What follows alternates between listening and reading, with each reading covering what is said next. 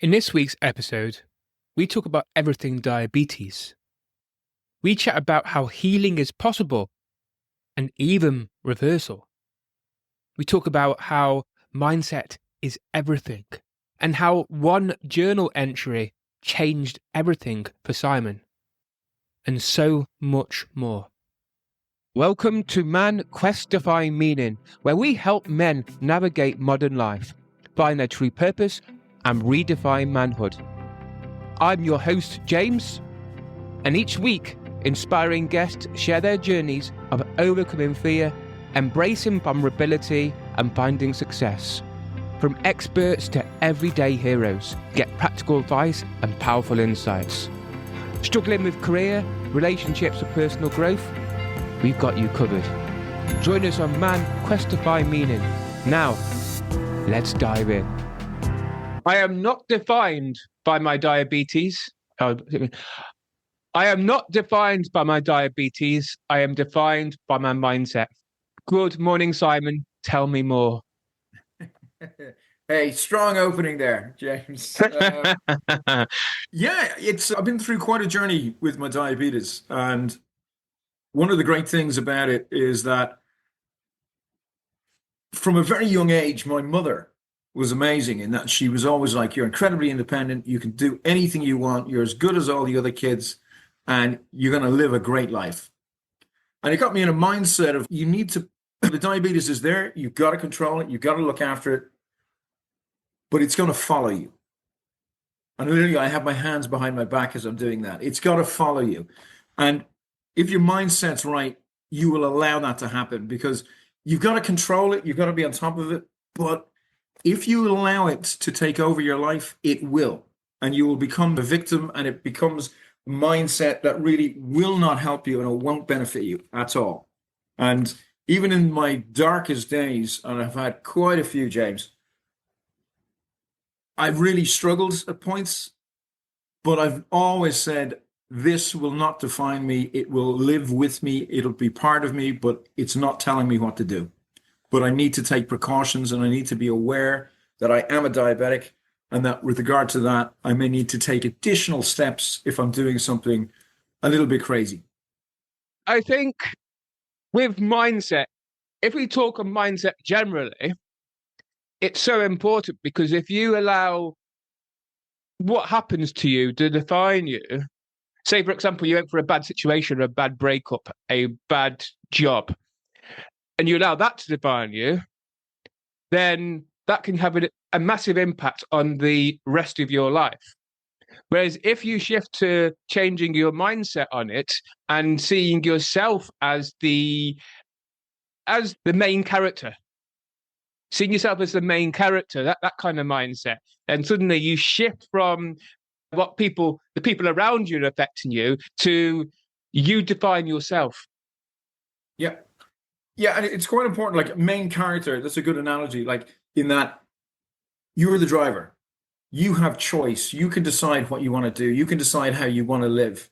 And that is incredibly important. And when you're living with chronic diseases like diabetes, it can feel overwhelming. You can literally feel overwhelmed at points and you almost feel just, I can't go on. And certainly I've had those moments, but it's really the ability to stop and just allow yourself to breathe and say, I have choice. I can move forward. It's not going to be perfect on day one, but we'll get there.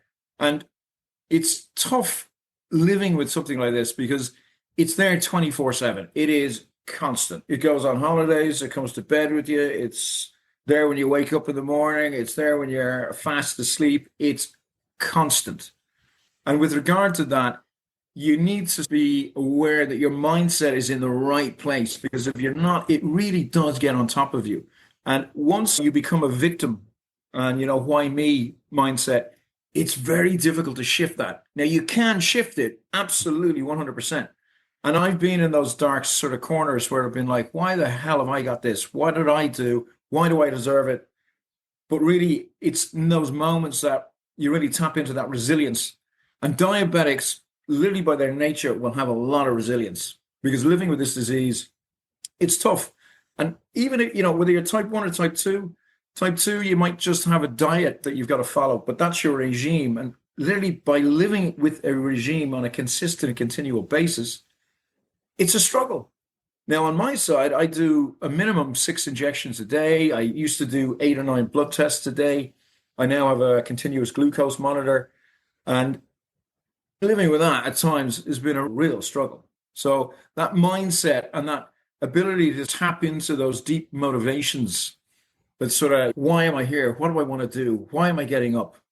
For example, a couple of days ago, I got up and the very first thing I do is I check my blood sugars and then I do 3 injections straight away every day. And I've been doing that for 15 years. And a couple of days ago, I just got up and I was like, I don't want to do this. Not today. I just don't want to do it.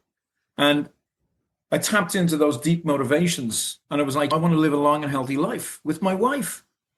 I can't do that if I don't take these injections. I want to have brilliant conversations with people I've never met. Again, I can't do that if I don't take these injections. And these are the motivations that sort of get you up on your feet, get you moving forward and get you in the right mindset. So I've used that for a long time. That's powerful. Deep motivations are super key. So it's nothing like diabetes, but I've had a few teeth out because over the years I love eating fruit. I've got a very sweet tooth, and having the teeth out had made me realize, and I've been told, that I could end up like my nan with false teeth. And it creates a image in your head thinking, I do not want to go there when I'm 50. So it's that deep motivation to do something. But it's finding that deep motivation, I think, is the key. Because a lot of people don't have that deep motivation that they need in order to accomplish what they want to accomplish. So we can have a discussion about that later on. But can you tell us your story? How did you realize you had diabetes, and how's that impacted your life? So I'm unique in that I was diagnosed with type 1 diabetes at the age of 3. So my life before diabetes, I really have no knowledge of it. But I've got a twin brother. So there was always a constant contrast between him and me. And with regard to that, I just always remember. I remember my mum calling me in for dinner. Myself and my brother and all the kids in the neighborhood would be out playing, and I'd have to run in, and she'd sit down in a seat. She'd kneel me across her knees, pull my pants down, and give me a shot in my bum. And that went on until I was doing my own injections, probably I think about age 9 or 10 or something. And to be honest, she was incredible. My oldest sister she's 4 years older than myself and my brother. And then I've got a younger sister who's 1.5 years younger. So it was like pretty much 4 kids, and one of them with diabetes. And she was all over it. She managed all the meals. She'd weigh everything out. She'd give me exact proportions. Everything was measured against the intake of the insulin that I had. And my diabetes was incredibly well controlled. And then I started to take it over at the age of sort of 10. I was doing my own injections. And then maybe 13, 14, I was doing my own meals, measuring my meals out. And she slowly introduced me and trained me into the process of living with diabetes. And by the age of 20, even before that, probably 15, I was running it pretty much from morning to night. And I also went to boarding school in Ireland. So I, again, had to control it myself. Now, I was reasonably okay.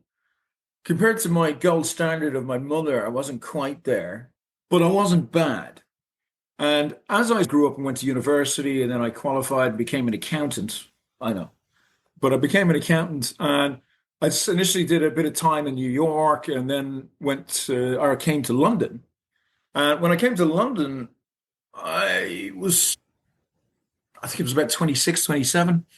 I got a great job at a bank. I was earning way more money than I ever thought, or I knew what to do with. And I could suddenly start going out and doing all sorts of bits and pieces. Now, this also coincided with, I used to play an awful lot of judo and rugby, and that stopped.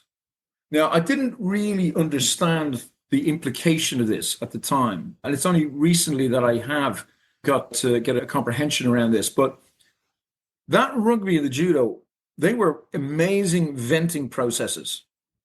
That allowed that the anger that I was carrying, again, which I was not aware of living with diabetes, and I was deeply angry. But that venting and physicality allowed that venting process to release all of this anger. But suddenly I got to London and I was no longer playing judo, and I was no longer, I shouldn't say doing judo or playing rugby.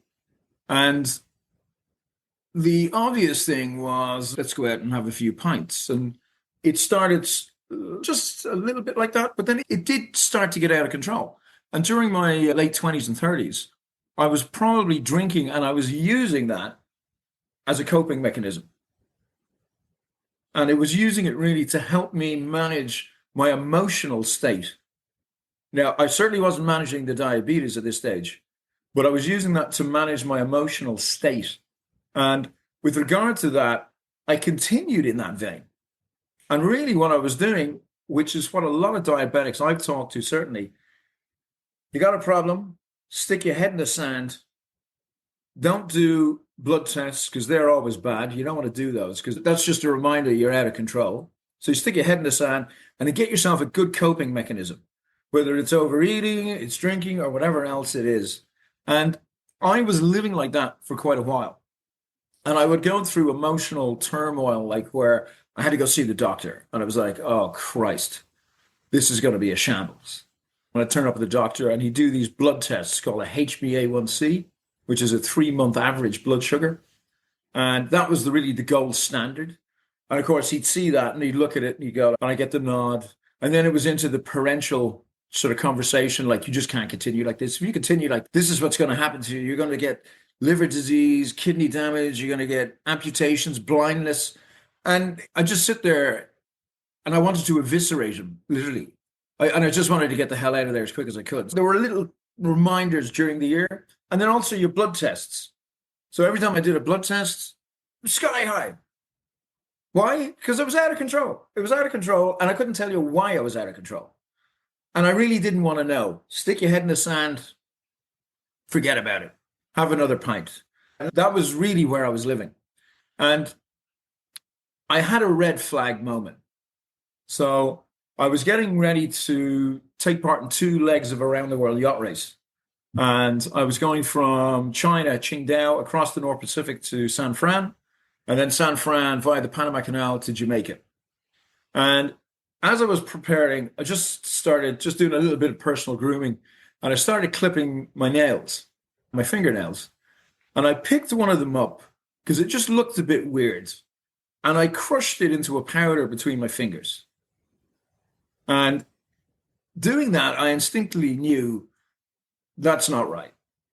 That is not right. And I picked up another one and I just snapped it in half. It wasn't malleable at all as you'd expect a fingernail to be. And I knew that was the diabetes. And I also knew if you don't get on top of this, you're goose. You are as good as gone. And I was 40.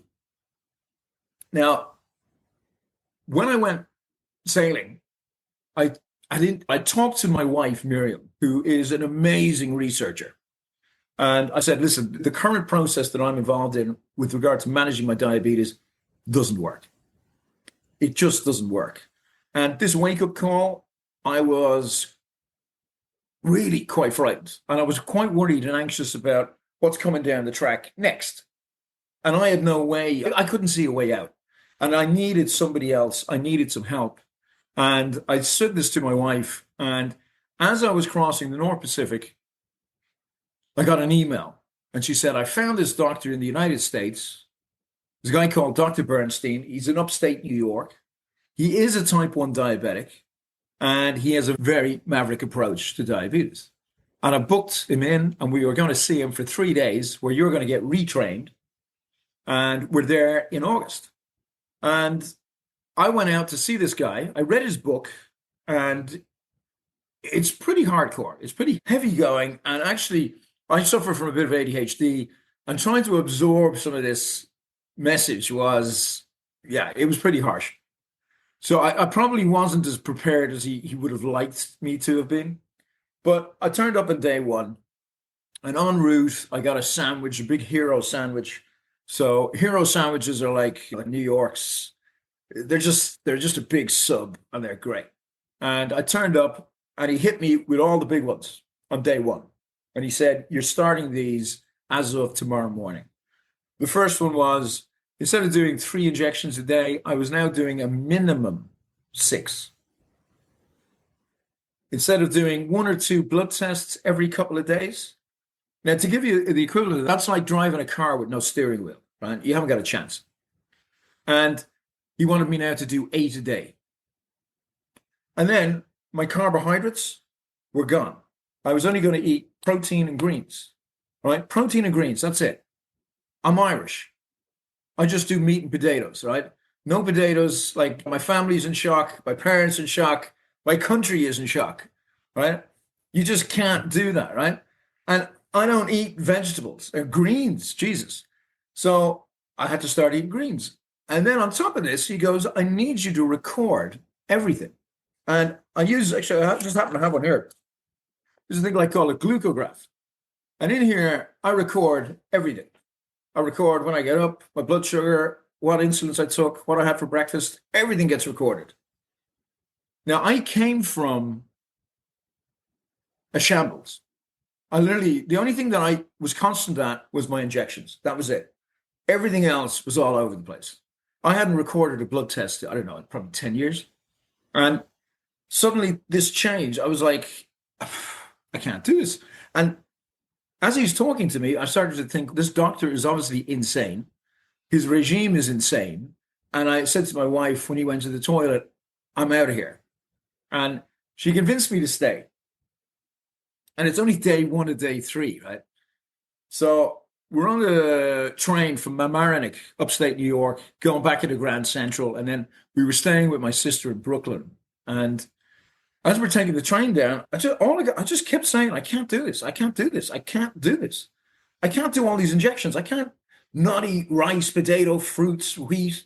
I can't do these blood tests. I can't record everything." And there was no upside. There was just no upside. And my wife, when we got back to Brooklyn, said to me, "I want you to take this journal." And she gave me a pen. And she said, "I want you to go to that pub on the corner. It's a quiet pub. I want you to get a pint. And I want you just to write in the journal." And I went, "Okay." Now, I did it more for the pint. But I said, "Okay." And I took the journal and the pen. And I found myself writing. And what was I writing? I can't. And I listed all the stuff that I just can't do this. And I must have been writing for about 20 minutes, and my hands started to cramp up. And as I sat up and I took a sort of a slug out of the pint, I suddenly found myself going, what if you could? What if you could do that? What if you could do those injections? What if you could do those blood tests? And I started to go from there to visualizing me actually doing this. And then I suddenly got to, what the hell do you want? What do you want out of your life? And I said, "You're 40 years old. And if you continue in the path you're on, you're going to be dead, probably at 50. And it's going to be a very slow, insidious decline in your health and very painful. Or you can take this road and just get on with it." Now, just get on with it, probably not the best term, and certainly diabetics do not want to hear that term. So I sat and I just thought, and I allowed myself to immerse myself in this vision. And I kept saying, what do I want? And the following morning, I got up and I started this regime. And I've been doing this regime consistently for over 15 years on a consistent and continual basis. And the reason I'm doing it is because of the change in my mindset. And if that hadn't happened in that moment, there's no way I would have been able to follow this. Because when you talk to doctors, most doctors, with the exception, even Dr. Bernstein, he'll just tell you, you want to control your blood sugars, you got to control your diet, and you got to control your medication. Simples. There's a huge element missing in that. And that's the mindset, that emotional state that you bring. Because if you're not in the right place, no matter how good it is, you will not follow it. And I got all sorts of little ticks that motivated me. I do a blood test. And like when I used to do a blood test, I had no idea what number was going to pop up. Literally, I would be, it could be, I couldn't, if you said to me, I'll bet you £1,000 you can guess what that number is within a range of sort of 10%. I wouldn't have a clue. It could be 20, it could be 5, it could be 16. I wouldn't have a clue. But suddenly, when I was following this regime, I do a blood test and I can actually say, I believe I'm going to be 4.7, around there. And I was. And that, suddenly, Jesus, I'm in control. I know what I'm doing. I know what makes this number move. I know how to control my health. And this started to really reinforce that change in mindset and say, you're on the right path. This is the right way to go. And it started me on quite a journey, an emotional journey, which really, it took a while for me to really and truly be convinced that his method was right. But man, he is bang on. And this doctor, he is now 90. And when I go over and visit him, he's still working. And when I go over and visit him, he'll get me down on the floor and he'll pump out 10 push-ups. And he'll have me beside him. He's the oldest living diabetic in the United States, and he has all his limbs. No amputations, no issues. He's incredible. And this guy walks the walk and talks the talk. He understands. So he's been brilliant. This guy's literally saved my life. And I never had a pension. And now I'm wishing, God damn, I should have had a pension because I'm going to live a much longer life than I'd anticipated. And that's incredible. And really, it's a message to diabetics. If you get yourself in the right place, look after the diet and take the medication, you can live an incredible life. Thank you. It's an absolutely incredible journey that you've been on. But with regards, if we go back to when you had all the emotions running around you, what particular emotions did you feel? Was it anger? Was it frustration? Anger. Anger was ever present. And there was a little element of why me? Why do I have to deal with this? And just general anger with this thing.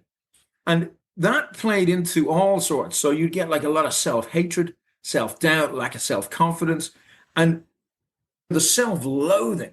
Because why don't, if you don't care about yourself, why would anyone else be bothered about you?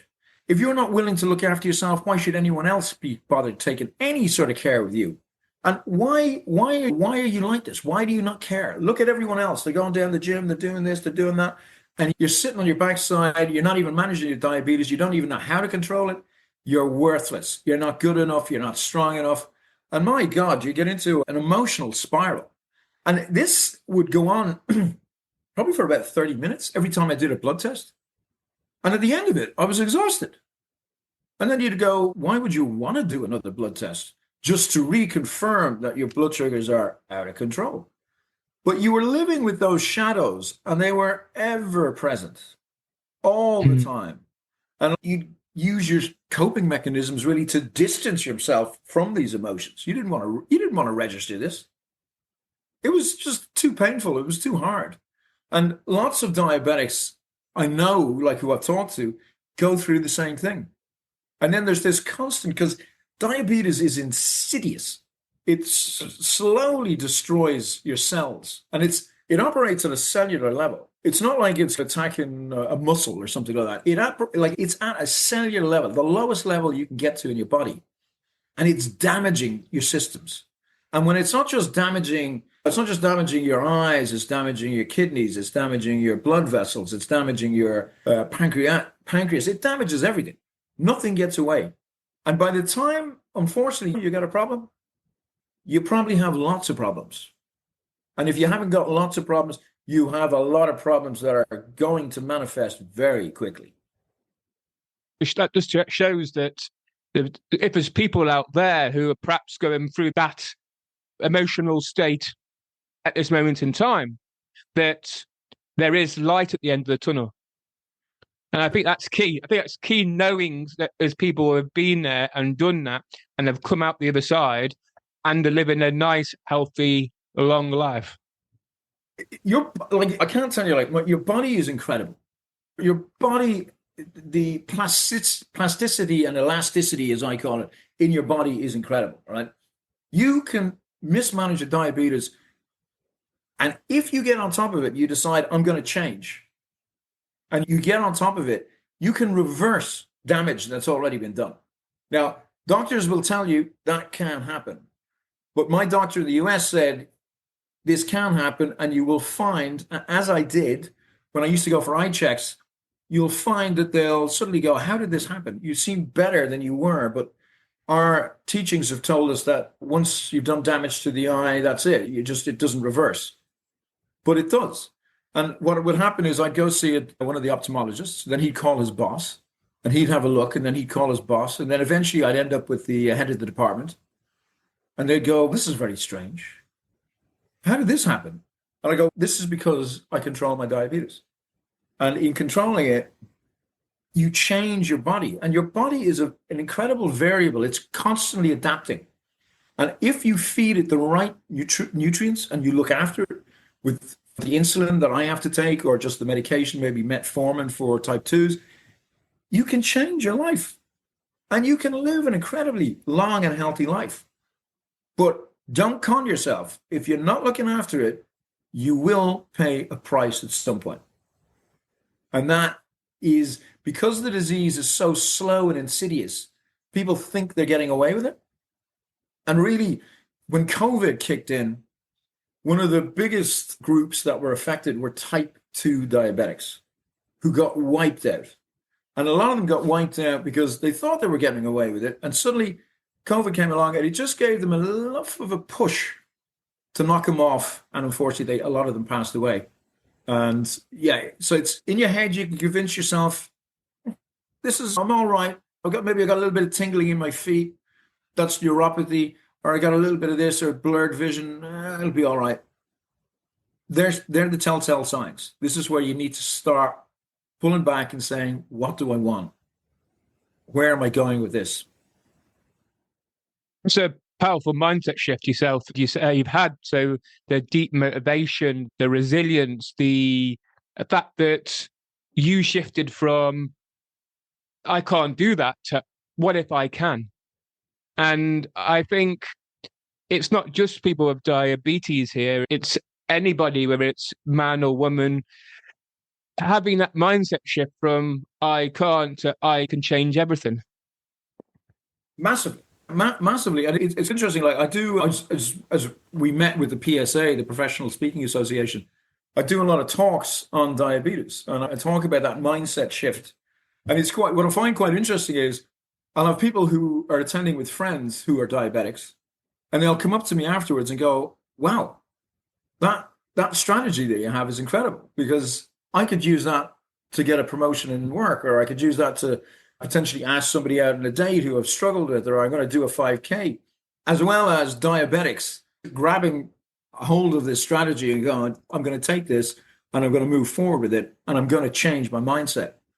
Because I think as well, like when you have somebody who's gone through it, and like I was in some dark places with the diabetes, and I have no doubt I would have been either dead at 50 or really in very bad health, with probability of like amputation and that sort of stuff very imminent, with maybe a couple of years before I passed. So with the mindset, you can get on top of the diet, you can get on top of the medication, but you got to get that right. And Western medicine doesn't look at that.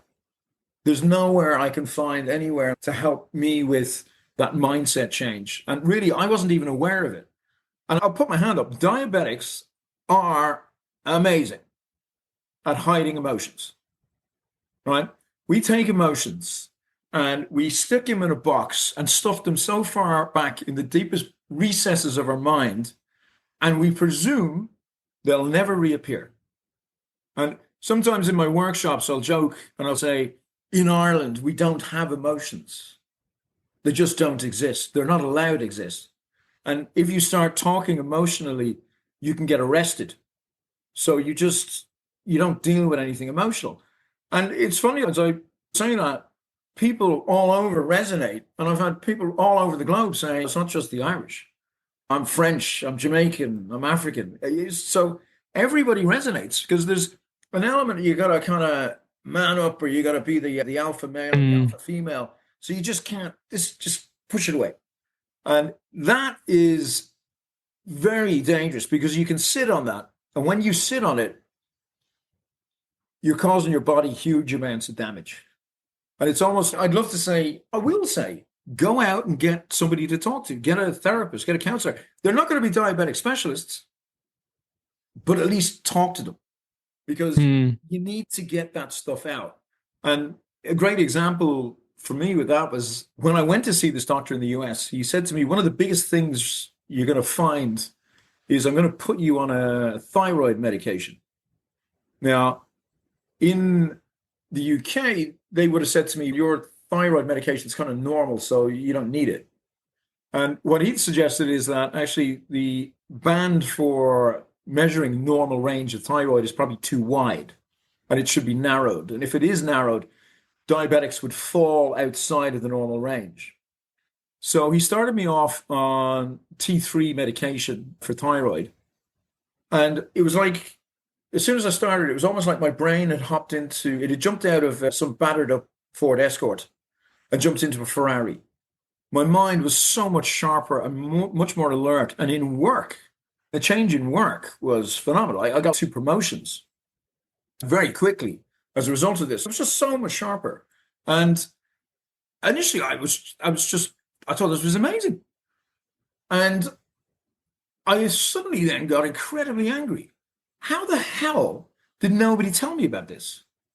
And I got to the point where it's like, I've been working 20 odd years suboptimally because nobody told me about this thyroid medication that I should have been on. And I got so angry, I actually had to go see a therapist. And I did a couple of sessions with her. I remember she said, why don't you record a message? Just record just how you feel. And I recorded this sort of 4 or 5 minute message, and it was just full of expletives, like full of expletives. But I eventually got over it. But this was a lot of the anger that was coming out, and this was only scratching the surface. I've done a lot more work since then on this, and this stuff is buried so deep down that it's very easy just to sit on it for the rest of your life. I can absolutely imagine because as a whole, I feel men especially, not so much. I think women are a bit more open to emotions, but I feel men as a whole tend to push a lot of emotion down. And for me, myself, there's been times where I would push anger down and I would go out drinking. And when I'm drinking, suddenly my emotion, my anger would come up. So I'd be like, come on, let's get into a fight kind of thing. And I've had to realize that the way I was dealing with anger was very unhealthy. Yeah. And this is it. When you suppress an emotion, it tends to get stuck. It tends to create illnesses. It tends to batter our own organs. And I'll give you a perfect example. This weekend just gone, I was dancing a Celtic dance, and I was dancing so hard that I cricked my neck. And I've had a bad neck for the last few days. Yeah. But what I did during the dance was that, okay, what is it about that cricked neck that really wants to be let go of? And when I basically went into that part of my body, it was anger and rage. And what I found was that initially I had the pain all the way down my back. When I allow myself, because in the static dance, one thing you can do is allow yourself to vent emotions. Yeah. So you can dance and you can go, ah, kind of thing while you're dancing. Obviously, there's no physical violence, but you can allow yourself to let your voice be heard. So you can go, ah, or whatever comes out. You can cry, you can scream. It's all part and parcel of the dance and the whole concept around it. And what I did, and there's quite a few people joined me, we all started shouting, started going, ah, as loud as we could. And what I found was that the pain went from down there just to the top of my neck. And so basically it taught me that we might have stuck emotion in our body, and it might be affecting certain organs. But if we can allow ourselves to vent this emotion in whatever way we see fit, it can allow us to release in a way that starts to heal it. Yeah, I totally agree. Like when you're sitting on a lot of emotion, you're sitting on a ticking time bomb, right? And it's the same if you're not managing your diabetes, you are sitting on a ticking time bomb. At some point, it's going to go off. And those emotions as well, I totally agree. You get ill. You will get ill because if you can't release them, they'll start to manifest within a certain point and certain things will start to happen. And there's a recent study done, which was reported in The Guardian a couple of weeks ago, that the incidence of cancer in type 2 diabetics is much higher than everybody else. And that potentially is maybe as a result of sitting on a lot of this stuff.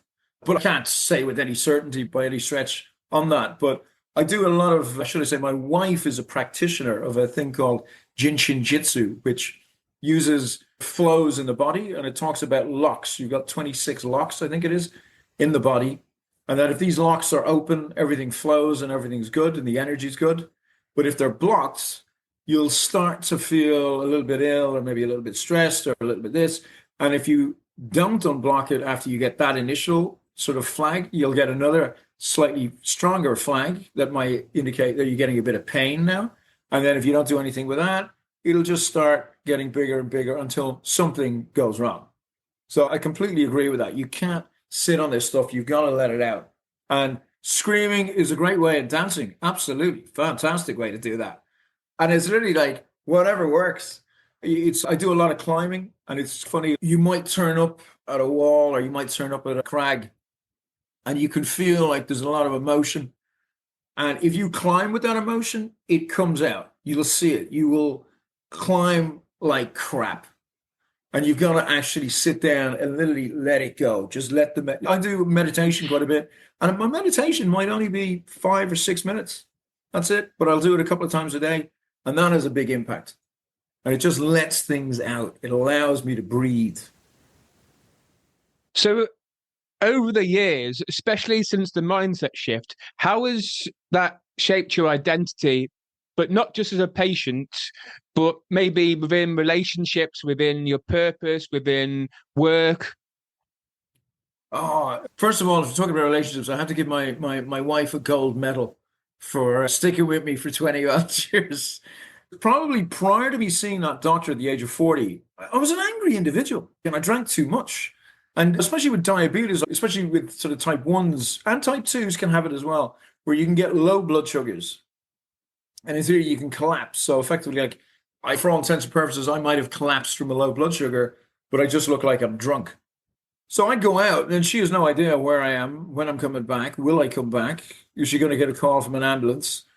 No idea. There's a lot of panic for her just sitting at home with that. And I would then be almost blasé, head in the sand, don't worry about it, everything's going to be fine. And I just go out and blow steam. But I get like absolutely melody drunk. I'd be eating foods I shouldn't be eating. I was ticking every box for this is an early death. And I probably wasn't a great individual. And there was obviously my wife saw enough in me to stick with me. But certainly when I changed and I started to work with that doctor in the US, Dr. Bernstein, that's when life started to get an awful lot better and a lot richer.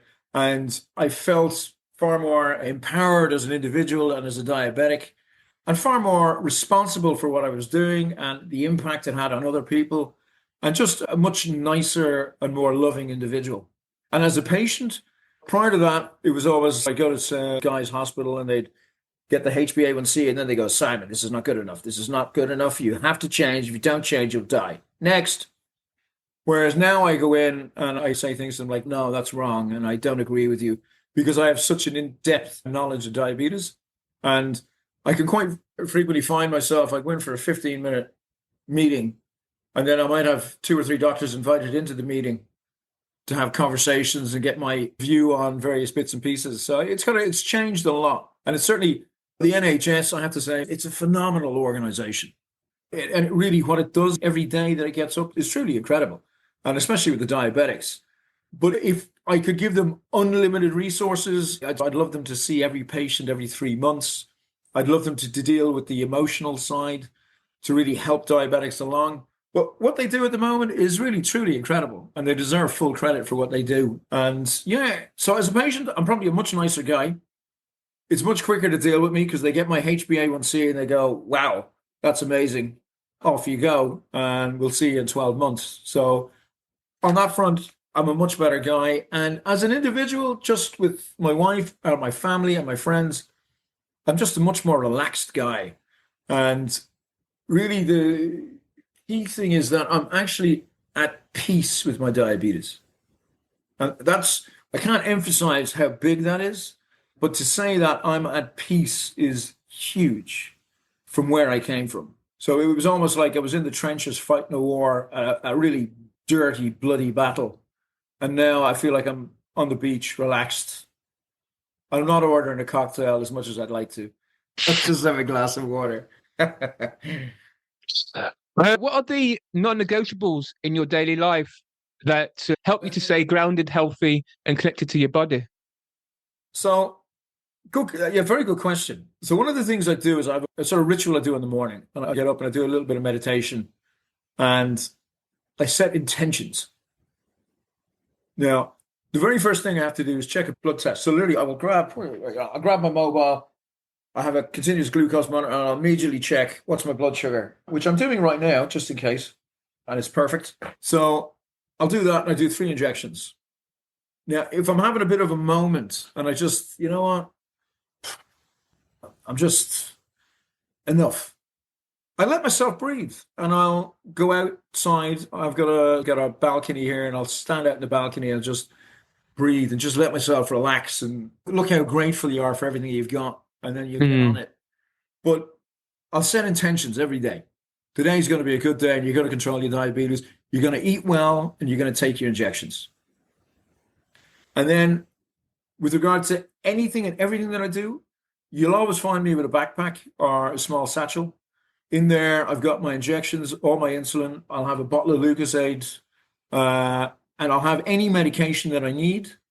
And then I'll have just an emergency setup just in case anything goes wrong or anything happens. And you'd be amazed. You would literally be amazed at some of the stuff. Like I've dropped an insulin vial into the toilet.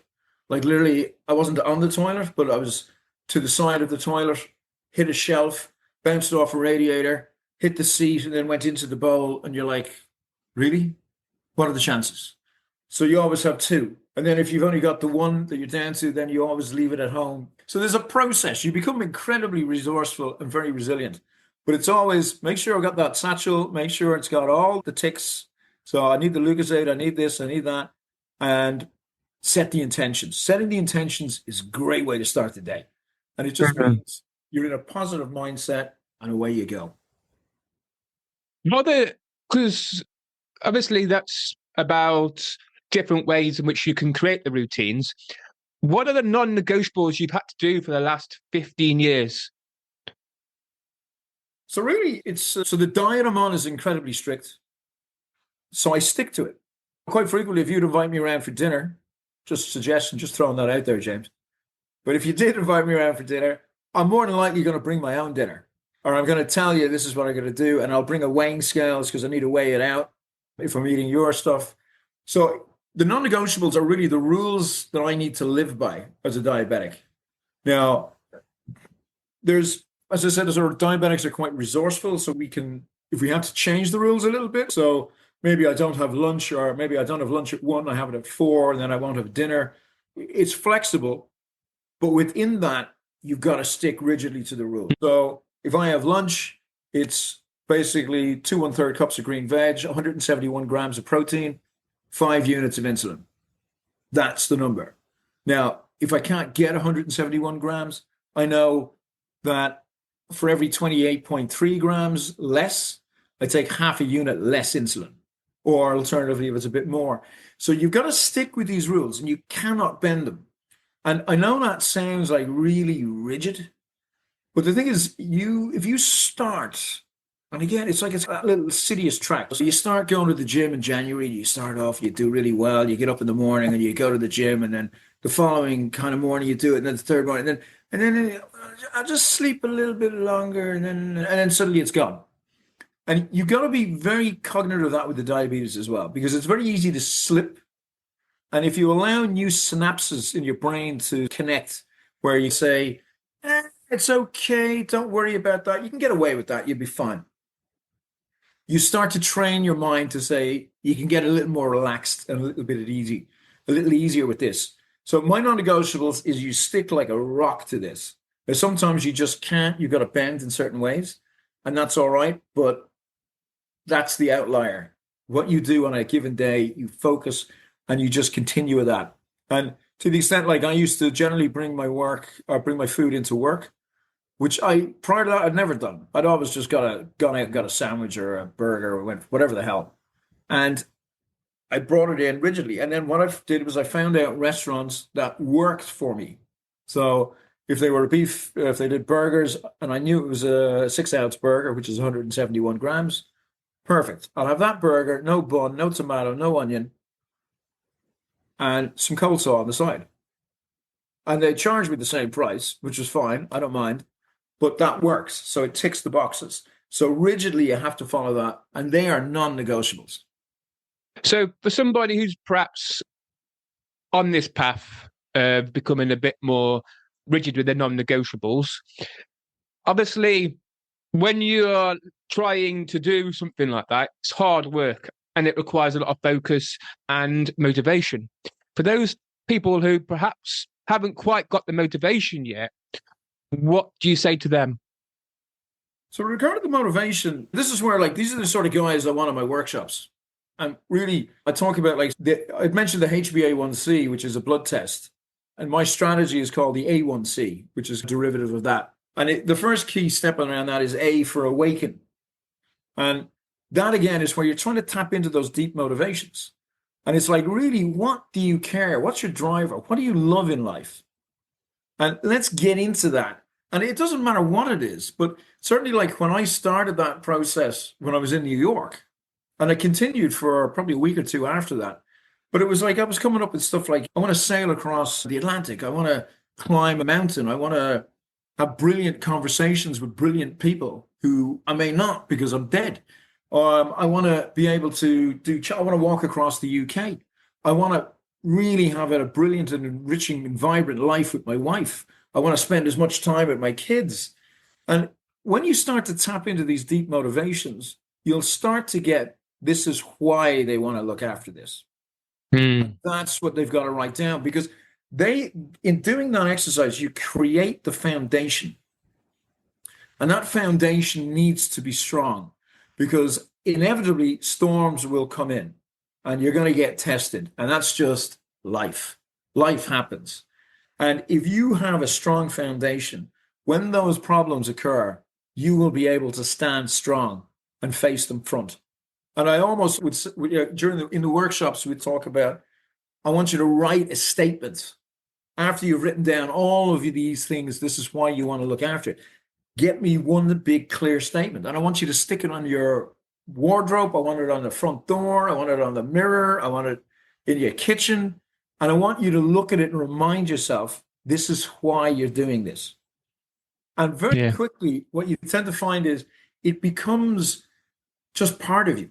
You just do this.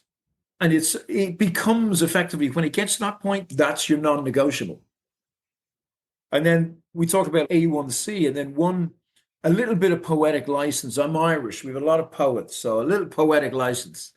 So the one is for identify. And then in that area that we're looking for, identify what's stopping you. And you'll find all sorts of diabetics of all sorts of blocks. And one of them for me was blood tests. I used to hate doing them because they were always crap. They were always crap. And then I get myself into this emotional turmoil, like self-loathing, self-hate, lack of self-confidence, self-doubt. You're not good enough. You're not strong enough. You're not useful. You don't care. Nobody else is going to care. Why should they be bothered if you're not? And I'd just be exhausted. And I said, I need to tease that story. And that took me a couple of hours to literally to be able to verbalize that to you in literally a couple of seconds. That took me Mm. hours and hours to write that out. It probably took me a couple of days, to be honest. But as I got that down, I suddenly was like, I need to change that story. And in doing that, I now say I do blood tests because they provide me with information that allows me to take control, correct a reaction, control, so that I can live a long and healthy life. How much more empowering is that statement compared to the other one? Mm. And these are the sort of things that we work with. And then the final piece of that puzzle is C for choose. Choose your language. Look at how you talk to yourself about your diabetes. If you're constantly saying things that are sowing seeds of negativity and self-doubt, they'll manifest.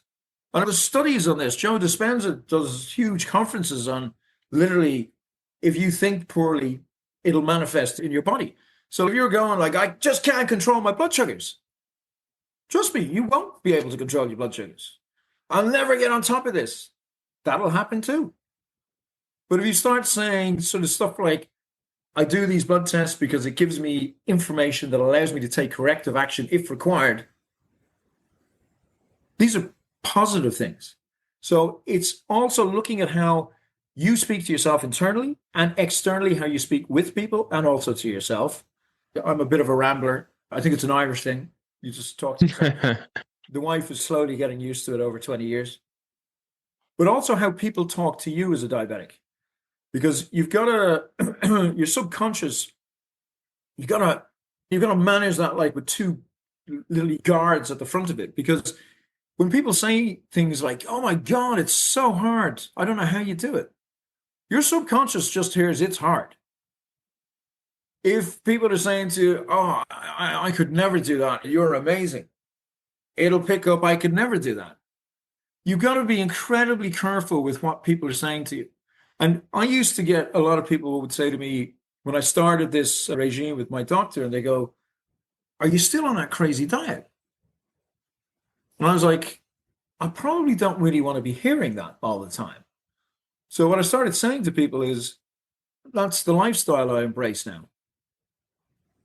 And people would just stop straight away. And they go, oh, okay. And what I used to find was, or still find to today, is these people would come back to me about a week or two later and they go, tell me about that diet. And how does it work? And what do you do? And as a result of that, the engagement between the two of us would be much more positive. And they really want to hear and listen about it. And you'd say, diabetes is tough, but you know what? It's completely manageable. And I use language that empowers me rather than sows seeds of negativity and self-doubt. Yeah, that's strong. It's one of them things that if you hear too much of it, it can have such a negative impact on yourself. So I feel it's key is the words that we use and the words that other people use. And I suppose sometimes as well, if you're around somebody who always is using negativity that doesn't align with yourself, then maybe it's time to split ways. Move on. You get one life, you get one vessel, your body. There's no negotiation on that. It's like, listen, I love you, buddy, but I got to move on. And I remember I did something similar to this where I'd been in London and I'd had this huge crew of friends. And I decided it was going to, on my bucket list, I wanted to travel around the world. And I went on my own, and I intentionally went on my own because then there was no dependency on anyone.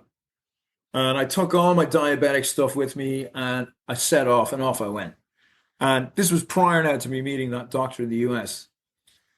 And what I started to realize is I hadn't had a lot of time with just me. And I started to reflect on all sorts of parts of my life and where I was going. And my control was okay at the time, so it probably didn't really require me to focus as much as I certainly in a couple of years after that I needed to. And I started to look, though, at all of the people around me. And I had this huge crew of people I'd go out drinking with and boozing and go to parties and restaurants and pretty much just with the intention of getting drunk every time we met. And I looked at all of these And I looked at how they interacted with me and the language they used of the diabetes. And I decided I needed to get rid of all of these people. As you were saying, time to split ways. And I wrote an email to every one of these people. So it was about, I don't know, it was close to 200. And I just said, I wish you all the best in life. There's no anger or anything like that. But I can't hang around with you anymore. I just need to move on because their influence was having a very negative effect on my life. As in, it was drinking too much, some drugs in there as well, just the language, the behavior, the manner, and then the way they would talk to me around my diabetes and stuff. I just thought, I don't need this. And I got rid of all of them, with the exception of one guy who just kept knocking on the door. And I remember I met him for a pint in the Minories. And straight away, he started telling me all his problems.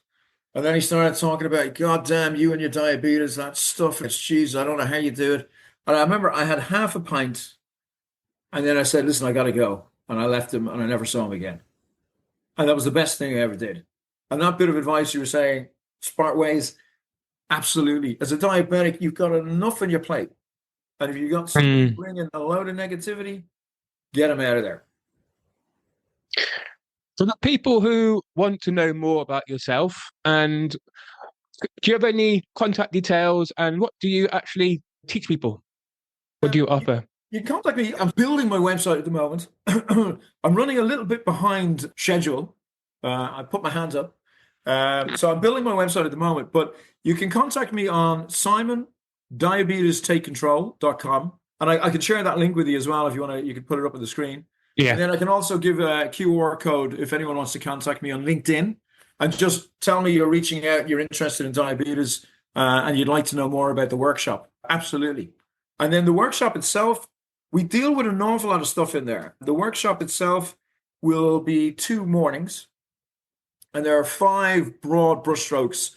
A for awaken, one for identify what's stopping you, C for choose your language. And we do an awful lot in these sections. So we probably cover the first 2 would probably be covered in the first morning, and then the second morning would be the final 3. And then the 4th one is measure and control, which is a huge part that diabetics really don't do. And this is this glucograph that I use to control my diabetes. Because one of the key things you got to do is they've got all these funky sort of data sets that you can record your blood sugars and stuff like that. But nobody looks at them, and they don't really provide you with the information.